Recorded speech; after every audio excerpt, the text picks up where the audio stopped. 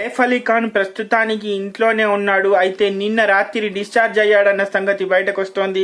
అయితే బంగ్లాదేశ్ నుంచి వచ్చినటువంటి అగంతకుడు దాడికి పాల్పడ్డ సంగతి తెలుస్తుంది. అయితే నలుగురు కలిసి దాడి చేస్తే ఒక్కడు మాత్రం పోలీసు వాళ్లకు దొరకడం జరిగింది. ముంబై పోలీసుల అదుపులో ప్రస్తుతానికి ఆ వ్యక్తి ఉన్నట్టు.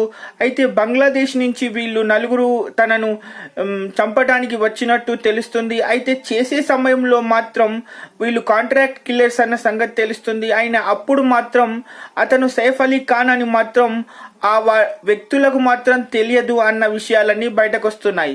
అయితే ప్రస్తుతానికి పోలీస్ అదుపుల్లో ఉన్నటువంటి వ్యక్తి తాను కేవలం డబ్బు కోసమే ఇదంతా చేశానని చెప్పడం జరుగుతుంది.